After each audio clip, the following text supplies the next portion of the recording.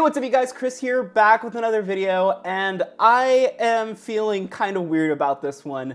So for you guys, if you guys watched my last video, I talked about how I was planning to do a review of the PlayStation Portal, and today I actually ended up getting it in hand, and I'm going to be filming an unboxing and my first impressions. The reason why I'm doing this though is because I'm still kind of confused as to what the purpose of this device is. Now, I do know the main intention, which is to let you access your games from your PlayStation 5, whether you're in the same household or away from the PlayStation 5, but there are a lot of questionable things that PlayStation or Sony did with this product that really has me just questioning why this product exists. Anyway, we'll talk more about those details shortly. Let's get into unboxing it and setting it up and whatnot, and then we'll take a look and I'll tell you guys how I'm feeling about it. Okay guys, so here is the PlayStation Portal. It is a really nice box. Right here you see it has Astro on the front, which is really cute. He's one of the cutest little PlayStation mascots at this point. And overall, this is really nice packaging. I want to get right into it though. Where's my scissor? Okay, actually before we get right into it, I do want to read the quick blurbs that are in the back, because this really has me scratching my head about a lot. So maybe you guys will understand where my head is at when I read this for you. So it says, put your PlayStation 5 in the palm of your hand. It also says your handheld gateway to your PlayStation 5 games. Play your game collection and experience breathtaking immersion. So we're gonna take a look at this product and see how Sony delivers on its promises. I just think it's pretty interesting overall the way they're advertising it. And in some cases, it might be a little confusing too to some people. So hopefully this video will help you guys understand what Sony is trying to do here. And honestly, I just hope it educates people enough to know what they're getting into when they purchase the PlayStation Portal. Set up a little weird. So right here, it says remote player. Very interesting. So there's a little tab right here with the square, X, circle, triangle button. And if you pull it right out, you see the PlayStation logo, which I will say Sony packaging is always pretty nice. It's nothing too crazy. It's not like certain companies that I've worked with in the past. Once you lift this cardboard piece on top and flip it over, you will see that there is a charging cord in here. I believe it's just the cord. So if you take a quick look, guys, this is the USB-C to USB-C cord. It's meant just to charge the PlayStation Portal itself. And that's going to be the only wire or extra accessory you get when purchasing the PlayStation Portal itself. So let's get into this. I'm excited, but also confused and nervous. If you pull this out down here, you also get the paperwork, which nobody really reads, but it's always good to include for a lot of people, especially if a parent is purchasing it and setting it up for their child. So we'll put this box to the side too. And this is our big guy. This is what this whole video is dedicated to. So let's slide this out. Okay, it actually feels really nice in my hands, guys. I will give it that. It's super cool. I like how it feels, and its profile is pretty slim overall. I can't really complain here. And if you guys aren't familiar, the PlayStation Portal is being priced at $200 MSRP. It's currently sold out everywhere that I'm aware of currently. I'm assuming they'll get more stock in as we get closer to the holidays, but keep that in mind, because if this is something you're considering purchasing, you're gonna have to be checking the websites all the time to make sure. So here's what's cool about this product is that Sony actually promises a similar experience to playing with your PlayStation 5. That includes the haptic feedback on the controllers, the analog triggers in the back. Everything here should be equivalent experience when you're playing on your PlayStation 5 itself. That is with a few exceptions, but we'll talk about that shortly. So this thing doesn't give us any really quick start information other than these diagrams on the front. So it has a power button, it has the volume rocker, and then I believe this is a button to link headphones, which we'll talk about that also. But I'm just gonna click the button on the back. There we go. Okay, so we see the logo here. I'm just gonna rip this off for now. Okay, so right off the bat, this screen looks like it's pretty good quality. I can't really complain here. This looks pretty nice. The thumbsticks feel smaller, that's for sure. But everything else seems pretty darn similar to a normal DualSense controller you would get with your PlayStation. Now, before we set this up, I do want to note that your PlayStation button was moved to the side, obviously because it's typically positioned in the center of a DualSense controller. That being said, you still got your share button on the top left, and then the same goes with your select button on the top right, if we can get this to focus. There we go. So right off the bat, we do have a language selection, which is pretty standard. Then we click OK. And it wants to initially set up with a network. So right here is my Wi-Fi, and I'm gonna quickly put in my Wi-Fi information and we'll pick up from there. So the Wi-Fi information I put in, right now it wants to download a software update, so we're gonna do that real quick so we can get the best performance. But I will say, guys, initial thoughts right here, I think the screen is pretty nice. They're using an LCD display, which is something that you'll see on the older version of the Steam Deck, the original Nintendo Switch console. But that being said, both those products now offer OLED models, which is kind of becoming a standard with a lot of gaming technology, but it's more expensive, so they probably made this an LCD standard because they wanted it to be a little bit more affordable. Going over the $200 mark with an accessory that you need a PlayStation 5 for could be a little bit harder to get people to purchase if they know that they have to shove out extra money just to use the product. Okay guys, so it actually just finished updating. It took quite a while, and I wanted to test this because I personally pay for what I consider the lowest, I believe the lowest Wi-Fi plan that I have with Optimum. So I believe if the portal doesn't work with this lowest option or standard, then that could be a problem for a lot of people who are intending to purchase this, because not every person is paying for the highest Wi-Fi plan with their provider. So after all that time, it says here to sign in, scan the QR code. You can also sign in on the PlayStation app by going to Settings, Console Management. Okay, so I have my phone right here. We're just gonna quickly go over to the settings. Okay guys, that actually was very simple. I literally just needed to sign in. If you're already signed in on the app, all it does is bring up a little notification that asks you to approve that you can connect this new console to your account. That being said. So it says connect a PS5 to play. So parents should really be sure what this product is before they purchase it, because I could totally see a child getting to this screen and not realizing that this isn't a standalone device. You definitely need a PlayStation 5, not even a PlayStation 4 would work with this. So make sure if you're purchasing this, the person has the PlayStation 5 already. So I'm gonna select a PS5, see if it's already there. Yep. So it says my PS5 was last logged in a few days back, the 11/16, so we're gonna click OK. And allow connection to PS5 required. All of these settings should be fine, but if you are unaware, you do have to change some settings on your PlayStation to allow it to wirelessly connect to this device.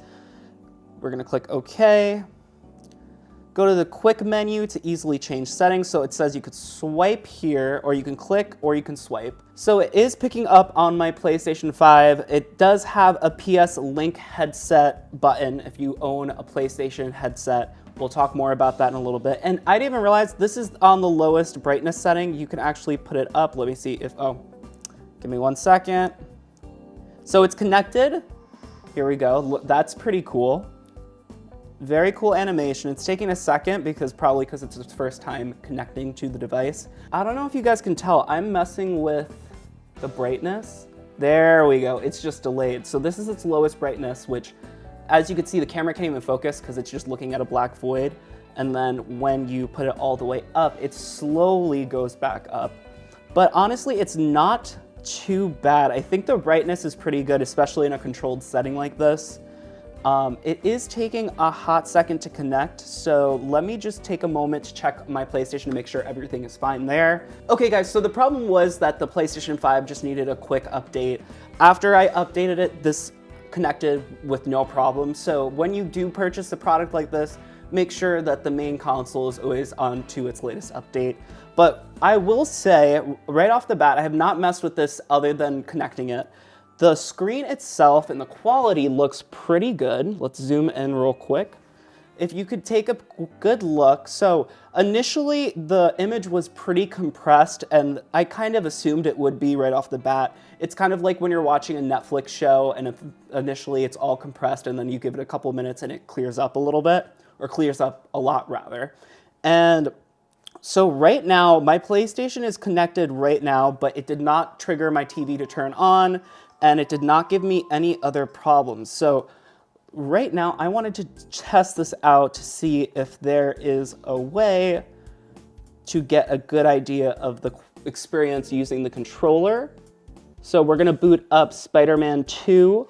So far, really good quality screen. I really can't complain. Like, look how nice that looks. You can't even, the camera doesn't even do it justice, but it's a really good LCD screen, which I guess I should assume from a company like Sony. I am feeling the feedback as I go through it. I'm just gonna launch this older version of the game that I already beat, just so we can get a sense of how it feels to fly around. So, off the bat, not too bad. I am noticing that the image isn't, there's a little bit of artifacting going on here. Now, that's not necessarily the system itself fault, but like I said, I'm not currently paying for an extravagant Wi-Fi package at the moment.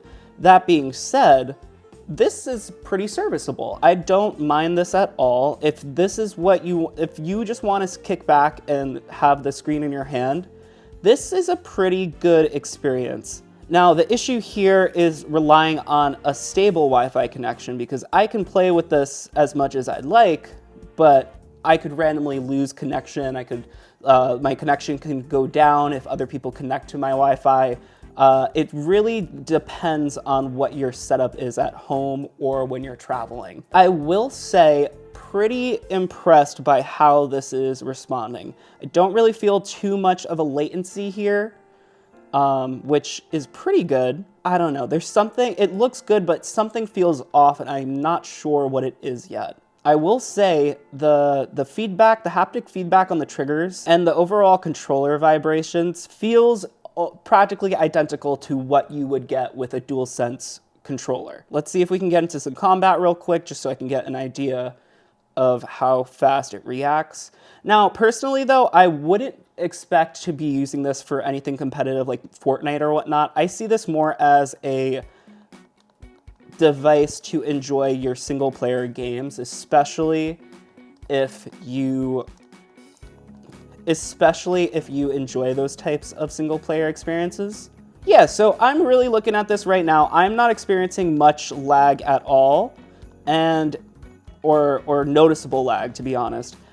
But I don't know, something just feels a little off, and I don't know if it's me searching for a problem or if it's actually there. We'll obviously talk about that more when it's time for the actual review. But I can definitely see how people would prefer this type of experience when playing their PlayStation games. That being said, here are the gripes I have with this product, and it's nothing crazy, but it's just stuff that kind of like makes me scratch my head, like I said earlier. So the biggest issue I have here has to do with audio. PlayStation or Sony basically gave you two options here when it comes to experiencing this device with your headphones. You can purchase one of their PS Link headsets, which they have several different models, but the only other option there is using the headphone jack that's supposedly right back here, if you can see. It's right there, which honestly, not a bad place to put it, especially if the wire's coming out from the bottom. But here's the thing. The PlayStation Portal does not have onboard Bluetooth connectivity. I'm sure the PlayStation Link technology that they have here is probably based off of some sort of Bluetooth technology, but you do not have Bluetooth in the traditional sense. So any headphones that you own, whether they're AirPods, they're Raycons, whatever other company that you have that traditionally will connect with Bluetooth, will not work here. You either need a wired headset or you need a PlayStation or PS Link. I don't know if you guys have looked at the prices. They're just as expensive as this handheld accessory. So it kind of doesn't make sense to me. I don't know I don't know what they were going for here. I can get that, like, if you want the full experience, you gotta buy the headphones, and that's good for the company overall, but it really should have an option for people who already own multiple headphones, especially ones that have Bluetooth. I personally have like 5 Bluetooth headphones that I could think of off the top of my head that are all over my apartment. I cannot use any of them with this product, which is frustrating to me. So here's my other problem. Back in the day, I made a video that was focused on cloud gaming and the experience in the future and what we can expect. And one of the problems we have here in America is that our Wi-Fi connectivity isn't as good as other places overseas. So creating a device that relies only on Wi-Fi and doesn't give you any other options to use it for is a little upsetting in my opinion. Like I said, I pay for a lower range of Wi-Fi because I'm the only person that lives in my apartment. I don't need anything too crazy unless I'm uploading videos. And to be honest, this is one of those things that really upsets me, is the fact that there could have been so much potential here. You could have upcharged a little bit more and given it some simple basic abilities to play stuff offline. But if you are not connected to Wi-Fi, this is not serving you any uses at all. Also, real quick, I think this is kind of funny. The product has an airplane mode, which it's not a cell-connected product, and it operates off of Wi-Fi, so it kind of seems pointless. See, it signs me out immediately once I hit that. So I don't know what just don't turn on your product if you are on an airplane, I guess. I don't know. But that's kind of silly to me. And then the big thing here that bothers me is that you are not going to be able to use this reliably in places like hotels or airplanes or even at a coffee shop, because the demand that it needs to actually function is a lot more than we traditionally get provided for in public areas such as those. So right now, the only case I could see this being useful for me personally would be if I ended up wanting to use this while I'm sitting in front of my TV and someone wants to watch TV or play another video game on the television. This would be very convenient there. But that being said, if I don't want to be annoying with the sound, I have to use wired headphones because I'm not spending the same amount of money I spent on this device on a pair of Sony headphones to only be used with this one product. It makes no sense. It's frustrating, to be quite honest. But hopefully Sony can change this, maybe update something in the future to allow the capability to connect Bluetooth headphones. I just really am questioning and scratching my head on here. I'm telling you, the screen actually looks pretty darn good for an LCD screen. I don't see anybody being upset with this, at least in this aspect. Again, you're probably running right here, 1080p at most. I'm not quite sure if this is operating with HDR at all, but it's definitely a pretty good looking screen. Looks like it's running maybe 1080p 30, because this is not, I typically play my games 60. Yeah, I feel some delay overall, but it's nothing dire. I don't think I would play any shooting games with this. This would be more of an adventure type device where you can take your time and not stress in high intensity environments. But that being said, the controller performs very well. I will say, as a controller, it performs very well. Really, I don't know, guys. I'm still really mixed on this. I'm gonna be testing this for probably a week or so as I make the review. But if you guys have any questions, definitely let me know, because I'd be more than happy to test these out.